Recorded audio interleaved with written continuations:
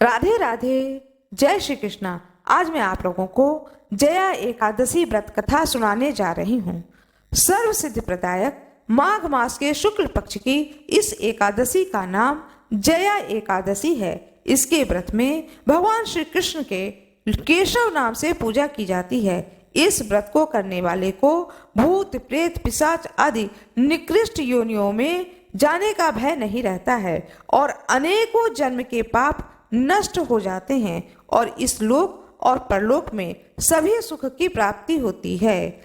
धर्मराज युधिष्ठिर ने भगवान श्री कृष्ण से कहा, हे जनार्दन, आपने माघ मास के कृष्ण पक्ष की षडतिला एकादशी का अत्यंत सुंदर वर्णन किया है।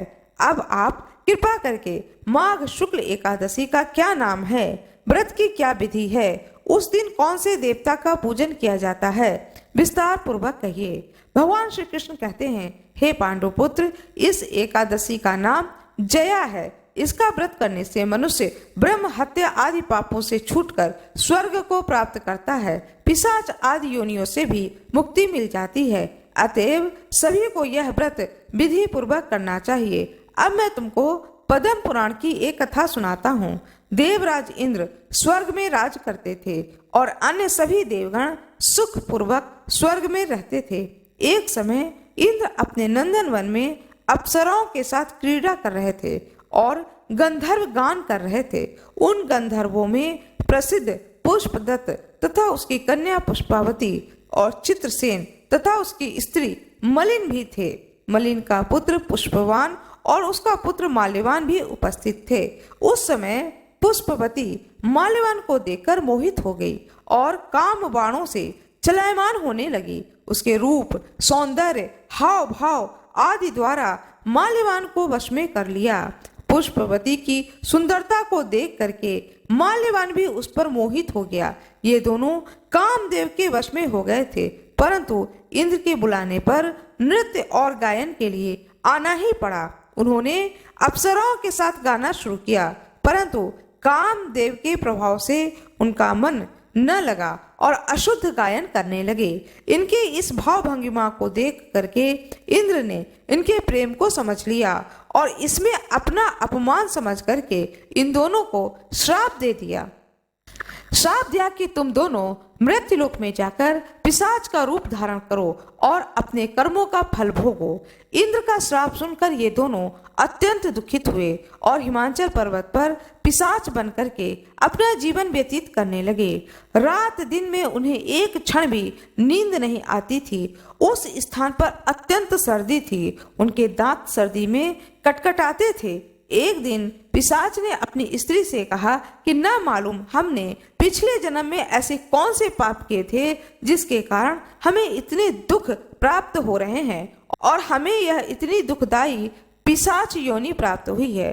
दैव योग से एक दिन माघ मास के शुक्ल पक्ष की जया नाम की एकादशी आई। उस दिन इन दोनों ने कुछ भी नहीं भोजन किया और न ही कोई पाप कर्म ही किया। वे दोनों अत्यंत दुखी मन से पीपल के वृक्ष के नीचे बैठे रहे। जब सूर्य नारायण भगवान अस्ताचल को चले गए तब रात्रि भर इन दोनों को सर्दी के कारण निद्रा भी नहीं आई।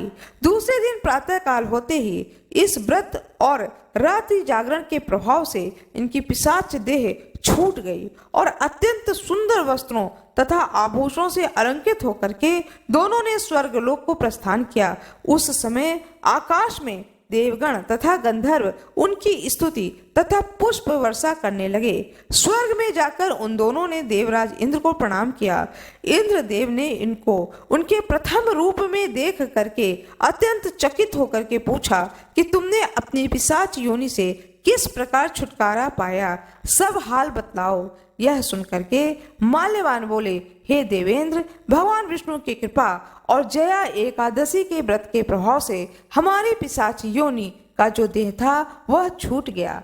तब इंद्र देव बोले, हे माल्यवान, भगवान की कृपा और एकादशी के व्रत के प्रभाव से न केवल तुम्हारी पिशाच योनि से मुक्ति हुई बल्कि हम लोगों के लिए भी तुम वंदनीय हो गए हो। भगवान विष्णु और शिव के भक्त हम लोगों के लिए वंदनीय हैं, अतः आप लोग धन्य हैं। अब आप पुष्पावती के साथ विहार करो। भगवान श्री कृष्ण ने अंत में कहा, हे राजा युधिष्ठिर, जो कोई भी इस जया एकादशी के व्रत को करता है, इस व्रत के प्रभाव से वह बुरी योनि से छूट जाता है। जिस मनुष्य ने इस एकादशी का व्रत किया है, उसने मानो यज्ञ, जप, दान आदि सभी पुण्य कर्म कर लिए। जो मनुष्य जया एकादशी का व्रत करते हैं, वे अवश्य ही 1000 वर्ष तक स्वर्ग लोक में निवास करते हैं।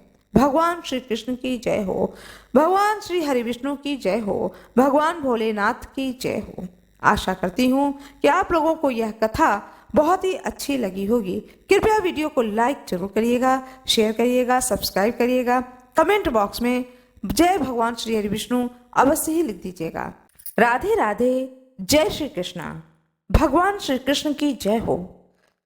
धर्मराज युधिष्ठिर हाथ जोड़ करके भगवान श्री कृष्ण से कहते हैं कि हे प्रभु, आप हजारों यज्ञ तथा लाख गौ दान से भी एकादशी के व्रत का महत्व बड़ा बताते हैं। सो हे प्रभु, अब यह भी बताने की कृपा करें कि यह तिथि सब तिथियों से उत्तम क्यों मानी जाती है। इसको जानने की मेरी बड़ी अभिलाषा है। युधिष्ठिर जी की बात को सुनकर भगवान श्री कृष्ण कहते हैं, हे युधिष्ठिर सुनो। सतयुग में मुर नामक एक भयंकर दैत्य था। वह बड़ा बलशाली और भयानक था। वो उस भयानक और प्रचंड शक्तिशाली दैत्य ने इंद्र, आदित्य, वसु, वायु, अग्नि आदि समस्त देवताओं को पराजित करके स्वर्ग से भगा दिया। तब इंद्र सहित सब देवताओं ने भयभीत होकर के भगवान उमापति भोले शंकर को अपने दुखों का कारण बताते हैं और उस भयानक दैत्य का वृतांत कह सुनाया। देवता हाथ जोड़ करके कहते हैं, हे कैलाशवासी, हे अविनाशी, मूर दैत्य के भय से भयभीत होकर समस्त देवी देवता बेचैन हुए मृत्यु लोक में मारे मारे फिर रहे हैं। समस्त मुर समाज को बेचैन देख करके, उसकी अनन्य विनय सुन करके, समस्त सुर समाज को बेचैन देख करके और उनकी अनन्य विनय सुन करके भगवान भोले भंडारी कहते हैं, हे देवताओं, तीनों लोकों के स्वामी और भक्तों के समस्त दुखों का विनाश करने वाले भगवान विष्णु की शरण में जाओ। वे ही तुम्हारे इस महान कष्ट का निवारण करेंगे। भगवान शिव की यह बात सुनकर इंद्र आदि समस्त देवता एकत्रित होकर के क्षीर सागर, जहाँ शेष नाग की सैया पर भगवान कमलापति शयन कर रहे थे, जा पहुंचे। वहां पहुंचकर भगवान विष्णु को सोते देखकर सभी देवता हाथ जोड़ करके नतमस्तक होकर के स्तुति और विनय करते हैं। देवताओं ने कहा, हे शंख, चक्र, गदा, पद्म तथा मालाओं से अलंकृत देवाधिदेव, हे देवताओं द्वारा स्तुति करने योग्य आपको कोटि कोटि प्रणाम है। हे सुर नर मुनि जन की रक्षा करने वाले महाप्रभु, आपको बारंबार नमस्कार है। हे दया के धाम प्रभु, आप हमारी रक्षा कीजिए। दैत्यों से भयभीत होकर के हम आपकी शरण में आए हैं। आप ही इस समस्त ब्रह्मांड के कर्ता, धर्ता और माता पिता हैं। आप ही उत्पत्ति और पालन करता है तथा संहार करने वाले हैं। सबको शांति प्रदान करने वाले हैं।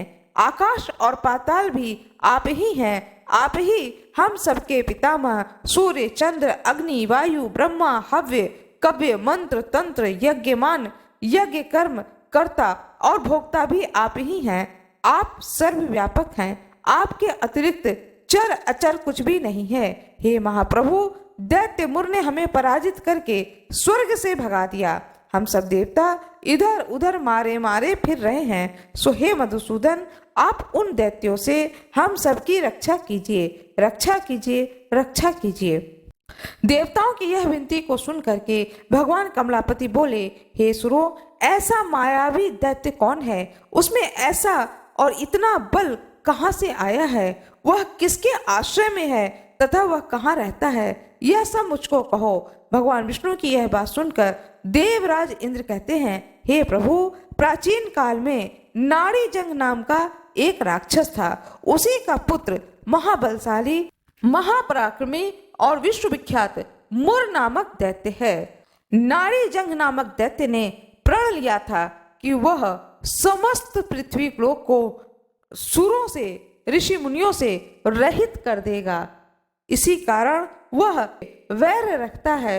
उसका पुत्र जो कि मुर नामक दैत्य है, वह भी समस्त देवताओं से वैर रखता है। वह चंद्रावती नगर में रहता है। उस महासु ने समस्त देवताओं को स्वर्ग से निकाल करके स्वर्ग में अपना अधिकार कर लिया है। स्वयं इंद्र, अग्नि, वरुण, कुबेर, यम, वायु, ईश, चंद्रमा, नैऋत्य आदि सब के स्थान पर अपना आधिपत्य जमा लिया है और स्वयं सूर्य बन करके प्रकाश करता है। हे असुर निकंदन, उस दैत्य का संहार करके हम सब देवताओं की रक्षा कीजिए। हम सब आपकी शरण में हैं। इंद्रदेव के इन वचनों को सुन करके भगवान कमलापति बोले, हे देवताओं, तुम ना घबराओ, मैं शीघ्र ही तुम्हारे शत्रु का संहार करूंगा। तुम सब अब चंद्रावती नगर को चलो। समस्त देवताओं सहित भगवान विष्णु भी चंद्रावती नगर की ओर चल दिए।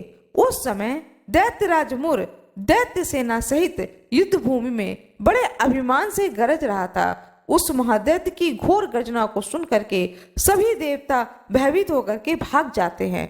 यह देख करके स्वयं भगवान विष्णु 10 दिशाओं को जीत करके उस रणभूमि में पहुंचते हैं।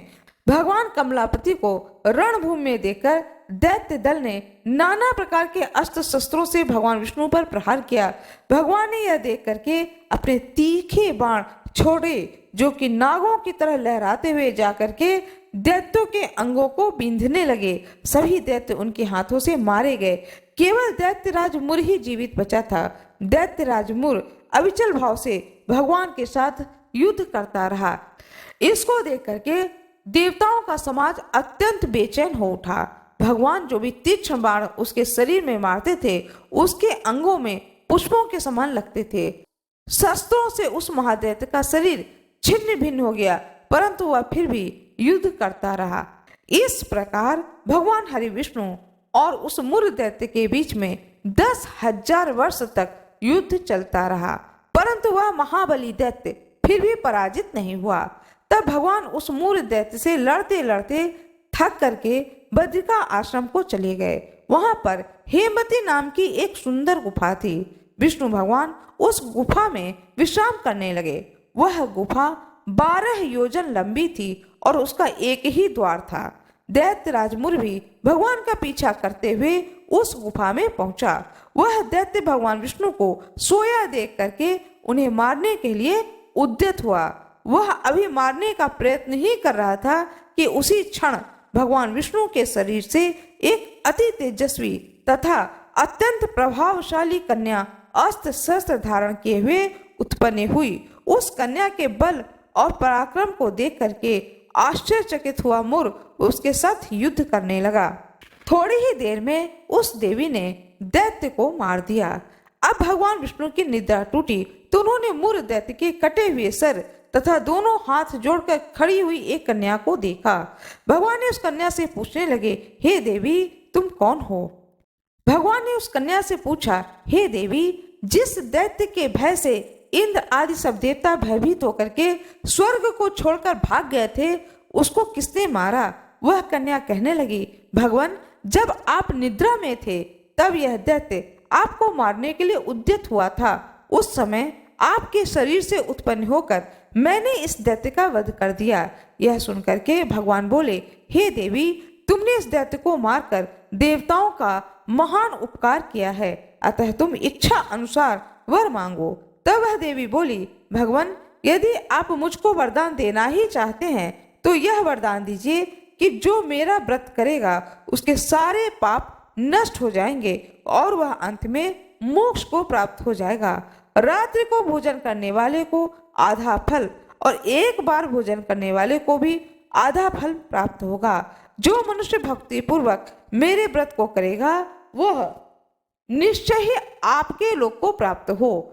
जो कोई मेरे व्रत में एक बार भी भोजन न करे उसको धर्म, धन और मुक्ति प्राप्त हो। भगवान ने कहा, हे कल्याणी, ऐसा ही होगा।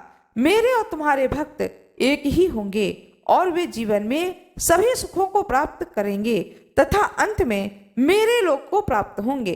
क्योंकि तू एकादशी को उत्पन्न हुई है, अतः तेरा नाम एकादशी होगा। तुम मुझको सब तिथियों में अत्यंत प्रिय हो, इस कारण तुम्हारे व्रत का फल सभी तीर्थों से अधिक फलदायी होगा। भगवान के ऐसे उत्तम वचनों को सुनकर वह देवी अत्यंत प्रसन्न हुई। भगवान श्री कृष्ण ने आगे कहा, हे युधिष्ठिर, सब व्रतों में एकादशी व्रत का फल सर्वश्रेष्ठ है। एकादशी व्रत करने वालों को मैं मोक्ष पद देता हूँ, उनके शत्रुओं का नाश एवं समस्त विघ्नों को नष्ट करता हूँ। यह मैंने एकादशी की उत्पत्ति का सब वृत्तांत बतलाया है।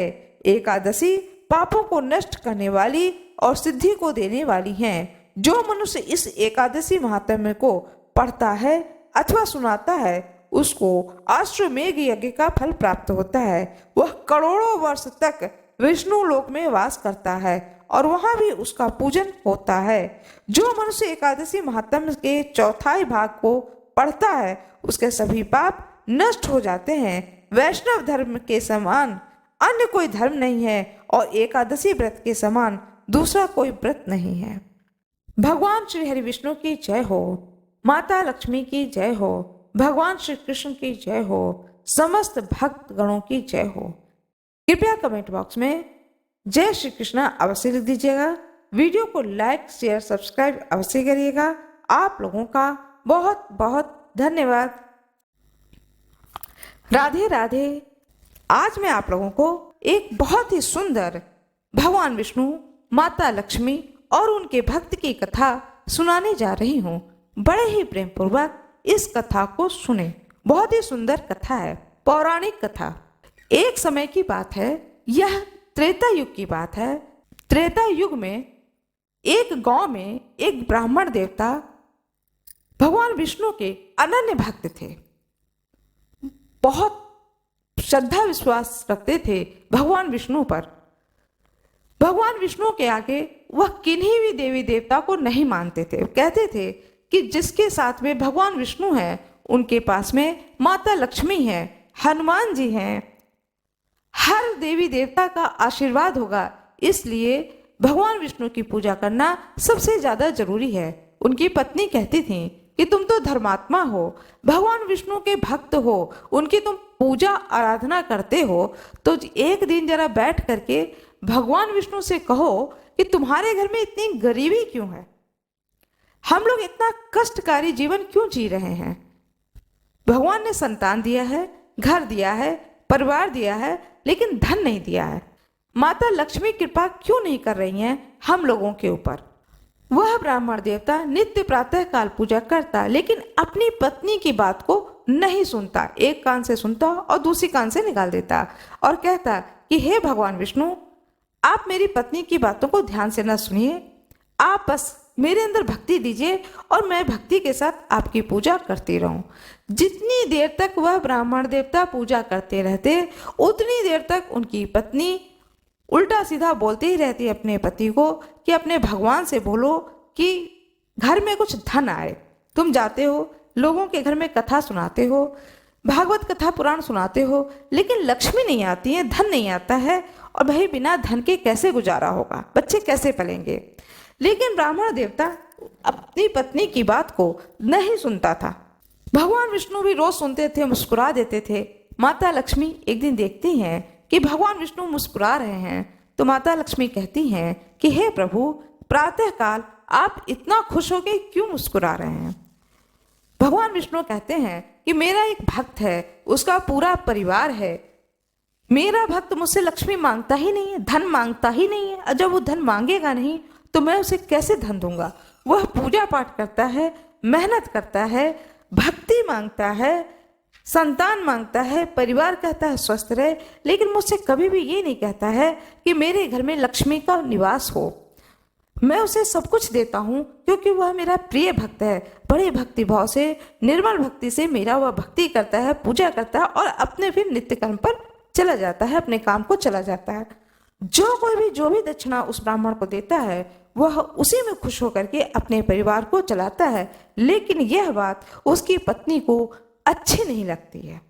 माता लक्ष्मी कहती हैं, अच्छा ठीक है, अब हम दोनों लोग चलते हैं उस ब्राह्मण देवता के घर, वेश बदल करके, और देखते हैं कि आपका भक्त भक्ति मांगता है, यह लक्ष्मी भी वो चाहता है सच में हृदय से।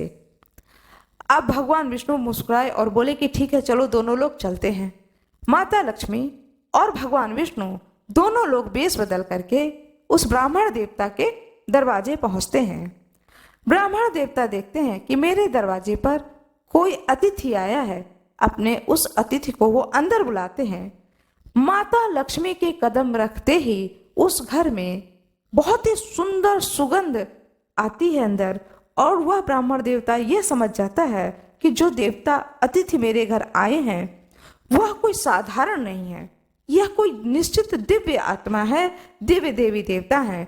और उस ब्राह्मण ने अपने घर के सबसे अच्छे बिस्तर पर आसन लगा करके माता लक्ष्मी और भगवान विष्णु को बैठाया।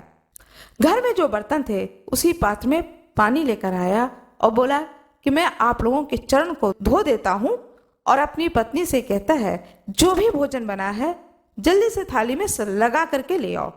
उसकी पत्नी को बहुत बुरा लगता है, कहती है तुम ऐसा क्या पा जाते हो लोगों के घरों से कथा सुना करके कि मैं ले करके जल्दी से आ जाऊं। वह ब्राह्मण पत्नी अपने पति के इस बात को नहीं समझ पाती है कि घर में कोई साक्षात ईश्वर, ये दिव्य आत्मा आई है। ब्राह्मण ये नहीं समझ पाता है कि स्वयं माता लक्ष्मी आई हैं और भगवान विष्णु आए हैं। बस उसे ये लगता है कि कोई अच्छी व्यक्ति आए हैं मेरे घर में। तो वह जोर से बोलता है अपनी पत्नी से, जो तुम्हारे घर में, रसोई घर में जो कुछ भी रखा उसे ही तुम ले आओ। मैं तुमसे ये नहीं कह रहा हूं कि तुम अच्छा सा बना के लाओ, जो तुमने बनाया है तुम वही लेकर के आओ। तो उसकी पत्नी लेकर के आती है, जो रोटी, सूखी रोटी बनाया होता है वही सूखी रोटी, और उसी एक थाली में सूखी रोटी और साग रख करके ले आती है और कहती है ये लो और अपने अतिथियों को भोजन कराओ, क्योंकि आज यही भोजन बना है। ब्राह्मण देवता बड़े मन से माता लक्ष्मी के सामने भोजन की वह थाली रखते हैं और भगवान विष्णु के सामने वह भोजन की थाली रखते हैं और हाथ जोड़ करके प्रार्थना करता है, हे माँ, इस भोजन को आप ग्रहण करें। माता लक्ष्मी की आंखों में आंसू आ जाता है और ब्राह्मण देवता से कहते हैं कि ये तो तुम मुझे भोजन करा रहे हो, लेकिन बताओ तुम मुझसे क्या चाहते हो। ब्राह्मण देवता कहता है, हे माँ, मैं सिर्फ भक्ति चाहता हूँ। माता लक्ष्मी पूछती है कि भक्ति से तुम्हें क्या मिलेगा। बोले, देखिए, जब आपके पास भक्ति होगी तो आप मन से हरि विष्णु का जाप करेंगे, और जब जाप करेंगे तो हरि विष्णु प्रसन्न होंगे, और जब हरि विष्णु प्रसन्न होंगे तो माँ लक्ष्मी प्रसन्न होंगी। माँ लक्ष्मी तो स्वयं ही आ जाएंगे, उसके लिए मैं क्यों मांगू। इस चीज को सुन करके माँ लक्ष्मी बहुत प्रसन्न होती हैं। अब भगवान विष्णु से कहती हैं कि ब्राह्मण देवता की सहायता कैसे की जाए। वाकई में बहुत ही सोचनीय विषय है। भगवान विष्णु को लगता है कि मैं तो कुछ धन लेकर भी नहीं आया हूँ, भला लक्ष्मी मेरे साथ चल रही हूँ, लेकिन मैं लेके तो कुछ भी नहीं आया हूँ। तो वह माता लक्ष्मी से कहती हैं कि आप एक सोने का सिक्का मुझे उधार के रूप में दे दो, तो मैं इस भक्त को वह सिक्का दे दूंगा, जिससे कि इसके घर में धन की बरकत होती रहेगी। माता लक्ष्मी कहती हैं, हे प्रभु, मैं दे तो दूंगी आपको एक सोने का सिक्का, लेकिन आप मुझे यह सिक्का लौटाओगे कब। भगवान विष्णु मुस्कुरा देते हैं और समझ जाते हैं कि माता लक्ष्मी जो हैं यह मुझसे क्या मांग रही हैं। भगवान विष्णु कहते हैं कि ठीक है, जो कुछ भी मुझे मिलेगा, जो कुछ भी मुझे चढ़ावा में जब भी मिलेगा, वह सब कुछ मैं तुम्हें दे दूंगा, और इस तरीके से तुम्हारा यह उधारी पूरा हो जाएगा। माता लक्ष्मी कहती हैं कि ठीक है, ये पकड़िए सोने का सिक्का, और एक सोने का सिक्का दे देती हैं। वह सोने का सिक्का जब निकलने लगते हैं भगवान विष्णु, तो ब्राह्मण देवता को हाथ में देते हैं और कहते हैं कि यह लक्ष्मी है, यह अक्षय है, इन्हें तुम अपने घर की तिजोरी में रखो।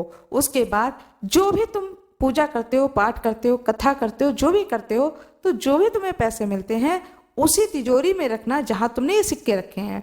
तुम्हारे घर में धन की कभी कमी नहीं होगी, ऐसा आशीर्वाद देते हैं उस ब्राह्मण देवता को। माता लक्ष्मी और भगवान श्री हरि विष्णु बाहर निकल के आते हैं। अब माता लक्ष्मी कहती हैं भगवान विष्णु से, मेरे को मेरा दिया हुआ उधारी आप प्रभु कब वापस करोगे और कैसे वापस करोगे? भगवान श्री हरि विष्णु ने तब बोले कि मुझे आपके इस उधारी को चुकता करने के लिए, वापस करने के लिए इसी पृथ्वी लोक पर अपना एक निवास स्थान बनाना पड़ेगा। जब मैं यहाँ निवास करूँगा तो जो मेरे भक्त होंगे वो मुझे जो भी चढ़ावा चढ़ाएंगे, जो भी देंगे, वो सारी चीज़ें मैं आपको देता जाऊँगा और इस तरीके से एक समय के बाद में, एक काल के बाद में यह उधारी चुकता हो जाएगा। माता लक्ष्मी कहती हैं कि ठीक है, जैसी आपकी इच्छा। आप भगवान विष्णु कुछ दूर आगे जाते हैं तो तिरुपति बालाजी के रूप में एक मंदिर में जाकर के स्वयं शंभु मूर्ति के रूप में बन जाते हैं और वहाँ पर जो भी भक्त, उनकी मनोकामना, जो भी भक्त उस मंदिर में पूजा करने आता था, भगवान श्री हरि विष्णु उसकी मनोकामनाओं की पूर्ति करते थे, ऐसा कहा जाता है। और जब मनोकामनाओं की पूर्ति होती थी तो लोग वहाँ पर सोना, चांदी, आभूषण जो कुछ भी चढ़ाते थे तो भगवान हरि विष्णु उसे उठा करके माता लक्ष्मी को दे देते थे और कहते थे, तुमने मुझे एक सिक्का दिया, मैंने तुम्हें इतने सारे जेवर दिए हैं, अब उधारी चुकता? माता लक्ष्मी कहती हैं, वो तो मूलधन है, ये ब्याज है, ब्याज आपने दिया है, मूलधन अभी दिया नहीं है। आज तक ऐसी मान्यता है कि आज तक तिरुपति बालाजी माता लक्ष्मी को ब्याज ही दे रहे हैं, उनका मूलधन वापस ही नहीं कर पाए हैं।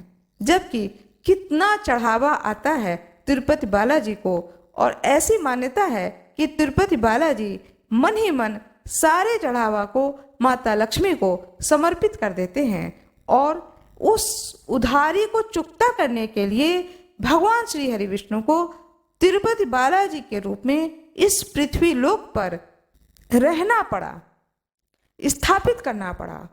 और स्थापित करके आज भी तिरुपति बालाजी माता लक्ष्मी के रुपए को, उधारी जो उन्होंने रुपए लिए थे, उसको वो दे रहे हैं। ऐसी कथा प्रचलित है। यह मैं कथा जो आपको सुना रही हूँ, यह कथा पौराणिक कथा है। आशा करती हूँ कि आप लोगों को यह कथा बहुत ही अच्छी लगी होगी।